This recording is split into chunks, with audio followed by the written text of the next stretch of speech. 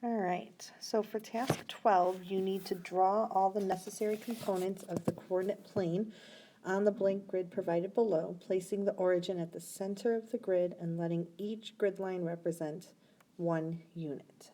So we're going to draw our y-axis going vertical and our x-axis going horizontal here. So here's our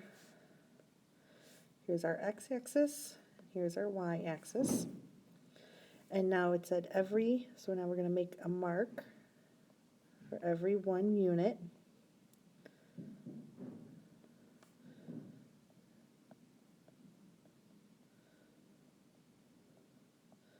And each of these marks are going to represent 1.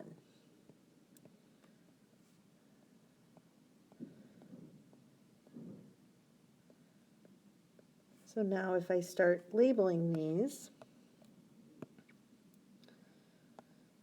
this would be 1, 2, 3, 4, and so on. And then going on the other side of the x-axis, those are going to turn into negative.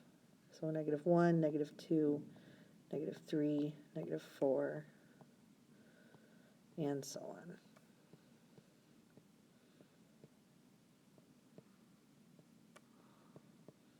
And the same thing goes in the y. So as I go up the y-axis, those are going to be positive.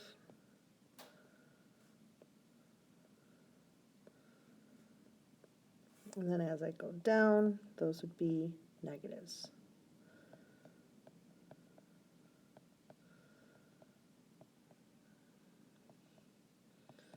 All right, so now I'm ready to start plotting my points. So I need to plot all of these points on the grid. So I'm only going to do a couple, and then you guys are going to finish the rest. So the first one, 3, 2. So remember, a coordinate point, the x-coordinate is always first, the y-coordinate is second. So I'm going to find 3 on my x, and then I'm going to go up to 2. So that's going to be this point right here, because I went 3 units to the right and then 2 units up. So I'm going to label that one 3, 2. Let's do one more. Let's do the last one. So this one is 10, -2. So again, I'm going to go, my x-coordinate is positive, so I'm going to go to the right 10, and then I'm going to go down 2, because the y is negative. So here's the coordinate point 10, -2.